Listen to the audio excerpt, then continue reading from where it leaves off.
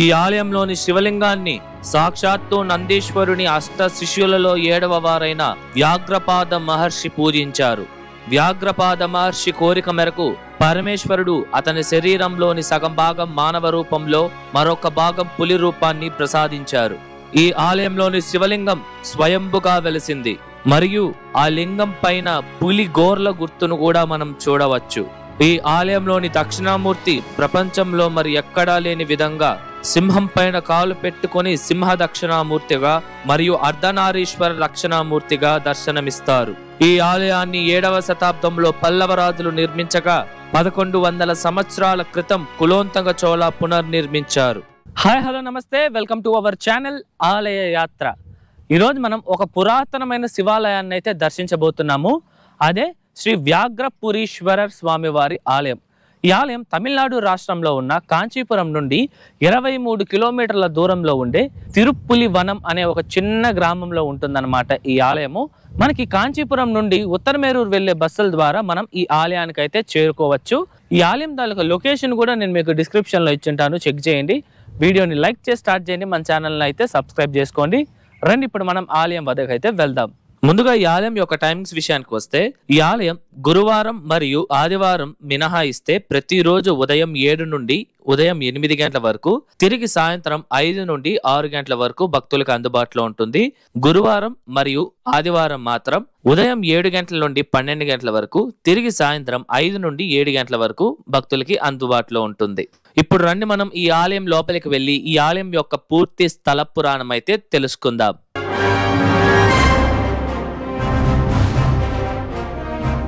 పూర్వం మధ్యంధన అనే మునికి వ్యాఘ్రపాద అనే కుమారుడు జన్మించారు. ఈ వ్యాఘ్రపాద మహర్షి శైవ మతంలోని నందినాద అనే సాంప్రదాయానికి చెందినవారు మరియు మహాశివుని వాహనమైన నందీశ్వరుడికి ఉన్న అష్ట శిష్యులలో ఈ వ్యాఘ్రపాద మహర్షి 7వ వారు. ఈయన తన తండ్రైన మధ్యంధన మునివారిని మోక్షం పొందడం మరియు జన్మ అనే చక్రం నుండి విముక్తి పొందడం ఎలా అని అడగగా, తన తండ్రి పరమేశ్వరుణ్ణి పూజించి తపస్సు చేయమని ఆదేశించారు. అప్పుడు వ్యాఘ్రపాద మహర్షి తమిళనాడు రాష్ట్రంలో ఉన్న చిదంబరం ఆలయంలో స్వామివారిని పూజించడం మొదలు పెడతారు. అలా ఆయన ప్రతిరోజు స్వామివారికి పువ్వులతో పూజించి ఆనందం పొందేవారు. అలా ఒకరోజు స్వామివారి పూజకు పువ్వులను కోస్తూ ఉండంగా, స్వామివారికి సమర్పించేకు ముందే ఆ పువ్వుల్లోని మకరందాన్ని తేనెతీగలు తాగుతోంది చూసి ఆయన ఎంతగానో బాధపడతారు. అప్పుడు ఆయన తేనెతీగల కన్నా ముందే వచ్చి సూర్యోదయానికన్నా ముందే ఆ పువ్వులను కోయడం ప్రారంభించేవాడు. చీకటి కారణంగా అతను పువ్వులను చూడలేకపోతారు మరియు చీకటిలో చెట్లు ఎక్కలేక ఆ అడవిలోని ముళ్ళులన్నీ శరీరానికి గుచ్చుకొని ఎంతగానో ఇబ్బంది పడేవారు. తన భక్తుడు పడే బాధను చూడలేక పరమేశ్వరుడు అతను ముందుకు ప్రత్యక్షమై, ఎందుకు బాధపడుతున్నావు, నీకు ఏం కావాలి అని అడగగా, వ్యాఘ్రపాద మహర్షి తన బాధను స్వామివారికి చెప్పి తను చీకట్లో కూడా పువ్వులు కోసుకునేలా, చెట్టుపైకి సులభంగా ఎక్కేసేలా మరియు శరీరానికి ముళ్ళులు గుచ్చుకున్నా ఎటువంటి ఇబ్బంది కలగకుండా ఉండేలా వరాన్ని ప్రసాదించమని కోరగా, పరమేశ్వరుడు ఆ మహర్షికి పులి కాళ్లను మరియు పులి గోర్లను ప్రసాదించారు. అందుకనే ఈ మహర్షిని వ్యాఘ్రపాద అని పిలిచేవారు. సంస్కృతంలో వ్యాఘ్ర అంటే పులి అని, పాద అంటే పాదాలు అని అర్థం. తమిళంలో ఈయనని పులికాల్ మునివర్ అని పిలుస్తారు, అంటే పులి యొక్క కాళ్ళు కలిగి ఉన్న మహర్షి అని అర్థం. అలా స్వామివారు అతనికి పులికాలను ప్రసాదించిన తర్వాత నుండి ప్రతిరోజు సూర్యోదయం ముందే తేనెతీగలు పువ్వుల్లో నుండి మకరందాన్ని పీల్చక ముందే ఆ పువ్వులను కోసి స్వామివారికి చిదంబరంలో పూజలు చేసేవారు.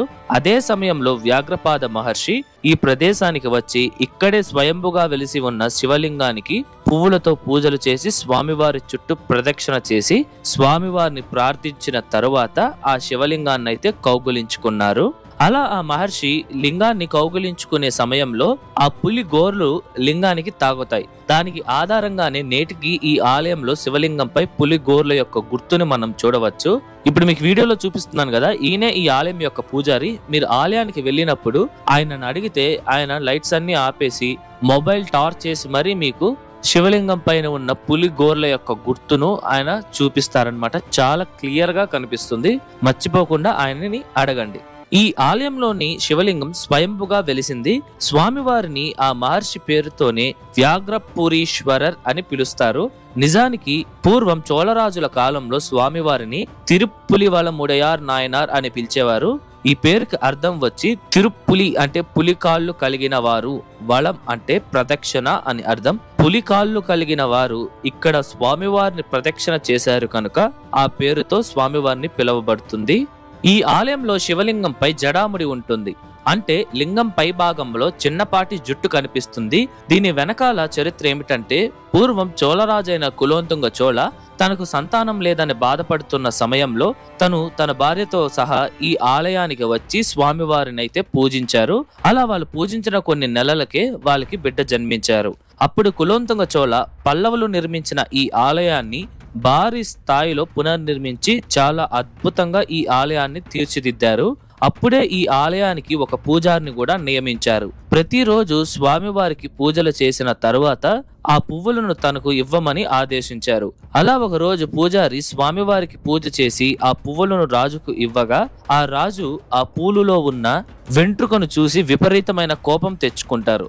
అప్పుడే ఆ రాజు పూజారితో, నువ్వు స్వామివారికి తాజా పుష్పాలను పెట్టకుండా ఎవరో వాడిన పువ్వులను పూజకు వాడావా అని అడగగా ఆ పూజారి, లేదు, నేను తాజా పువ్వులను చెట్టు నుండి కోసి తెచ్చాను, కానీ ఇక్కడ వెంట్రుక ఎలా వచ్చిందో నాకు తెలియదు అని చెప్పగా ఆ రాజు, తాజా పుష్పాలలో వెంట్రుకలు ఎందుకు ఉంటుంది, నేను రేపు ఆలయానికి వస్తాను, అక్కడ గాని ఆ పుష్పాలలో వెంట్రుక ఉంటే నీకు పెద్ద శిక్షే వేస్తాను అని చెప్తారు. తర్వాత రోజు కులోత్తుంగ చోళ మరియు ఆ పూజారి వచ్చి శివలింగాన్ని చూస్తే లింగం పైభాగంలో చిన్నపాటి జడాముడి వచ్చి ఉంటుందన్నమాట.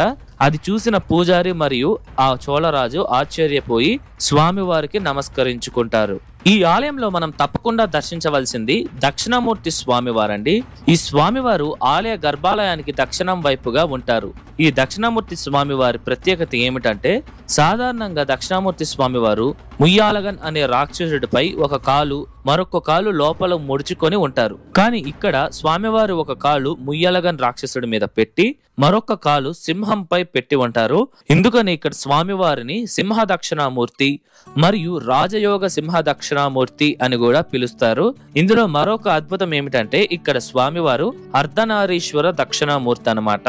అలాగే సింహరాశి వారు ఎవరైనా ఇబ్బందుల్లో ఉంటే ఈ దక్షిణామూర్తి స్వామి వారిని దర్శించండి.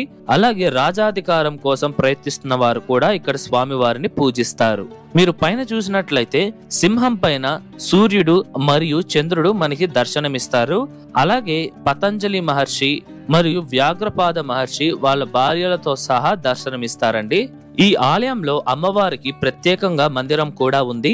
అమ్మవారిని అమృత కుజాంబాల్ అని పిలుస్తారు. అమ్మవారు నవ్వుతున్న ముఖంతో నిలబడి ఉన్న భంగిమలో సుమారు 4 అడుగుల పొడవుతో భక్తులకి దర్శనమిస్తారు. ఎవరికైనా దీర్ఘకాలంగా రోగాలు ఉంటే ఇక్కడ అమ్మవారిని సేవిస్తే మంచిది అని చెప్తారు. ఈ ఆలయంలోని మొదటి ప్రాకారంలో మనం ప్రదక్షిణ చేస్తున్నప్పుడు నేను మీకు ఇంతకు ముందు చెప్పిన వ్యాఘ్రపాద మహర్షి యొక్క జీవ సమాధి కూడా ఇక్కడ ఉంటుందండి, మీరు చూడొచ్చు. ఈ యొక్క జీవ సమాధి పైనే శివలింగాన్ని అయితే ప్రతిష్ఠించి ప్రతిరోజు పూజలైతే చేస్తున్నారు.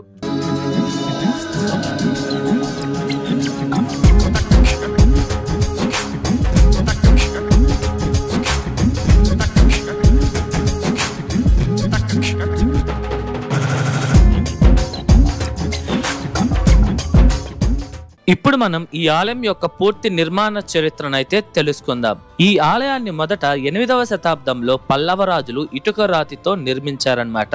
పల్లవ రాజుల తరువాత 1070 నుండి 1125 సంవత్సరాల కాలంలో చోళరాజైన కులోత్తుంగ చోళ ఈ ఆలయం మొత్తాన్ని రాతితో నిర్మించారు. ఇప్పుడు ఉన్న నిర్మాణం అంతా కులోత్తుంగ చోళ కాలం నాటిదే. ఈ ఆలయం మొదట్లోనే 3 అంతస్తుల అద్భుతమైన రాజగోపురం, వాటిపైన అద్భుతమైన శిల్పాలతో మనకి స్వాగతం పలుకుతోంది. అలాగే గోపురం నుండి మనం లోపలికి రాగానే నేరుగా మనకు ఒక మండపం కనిపిస్తుంది అనమాట. ఆ మండపం నుండి మనం లోపలికి వెళ్ళంగానే అర్ధ మండపం, ముఖ మండపం మరియు స్వామివారి యొక్క ప్రధాన గర్భాలయం అయితే కనిపిస్తుంది. ఈ ముఖ మండపం మరియు అర్ధ మండపం పై ఉన్న స్తంభాలలో అద్భుతమైన శిల్పాలను అయితే మనం చూడవచ్చు.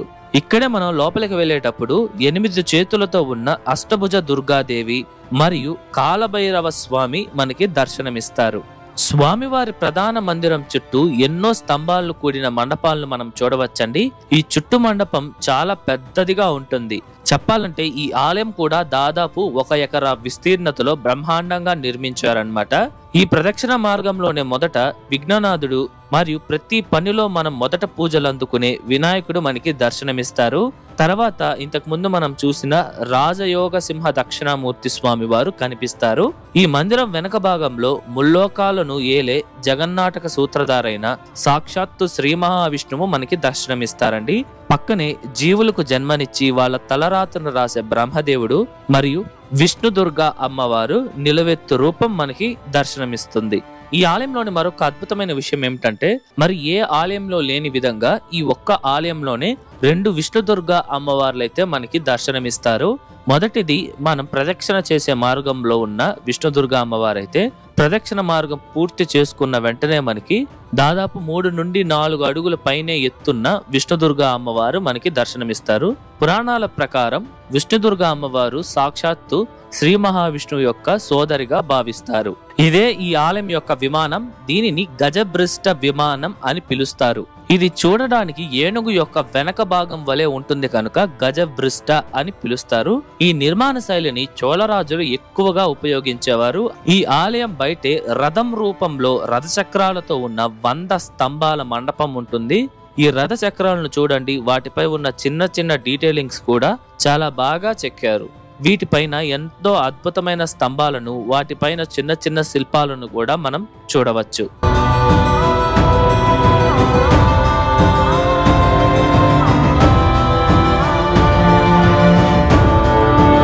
పక్కనే మనకి ఈ ఆలయ తీర్థం చాలా అద్భుతంగా కనిపిస్తుంది. దీనినే వ్యాఘ్రపాద తీర్థం అని మరియు పులికాల్ తీర్థం అని పిలుస్తారు.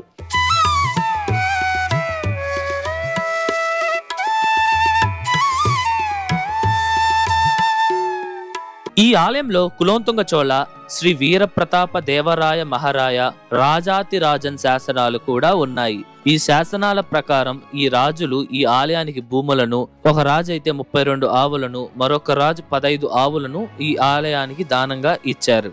ఈ ఆలయంలో ప్రతి శివరాత్రి, మాస శివరాత్రి మరియు ప్రదోష కాలంలో పూజలను అయితే ఘనంగా నిర్వహిస్తారు.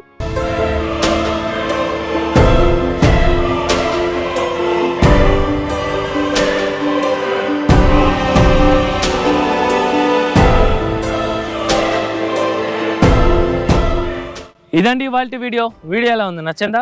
ఐ హోప్ ఈ ఆలయం తాలూకు పూర్తి చరిత్ర మీకు అర్థమయ్యేలా నేను చెప్పాను అనుకుంటున్నాను. మీకు ఎటువంటి డౌట్స్ ఉన్నా సరే కమెంట్స్లో తెలియజేయండి, నేను మీకు పక్కా రిప్లై ఇస్తాను. అలాగే ఈ వీడియోకి ముందు మన ఛానల్లో 276 పాదలపెట్ర స్థలాలలో 2 అయిన వాచీశ్వర స్వామి వారి ఆలయం, ఊండ్రేశ్వర స్వామి వారి ఆలయం వీడియోస్ కూడా ఉన్నాయి.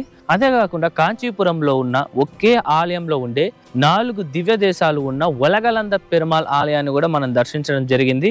ఈ వీడియోస్ ఎవరైనా చూడకపోయింటే వాటి లింక్స్ నేను డిస్క్రిప్షన్లో ఇచ్చుంటాను, చెక్ చేయండి.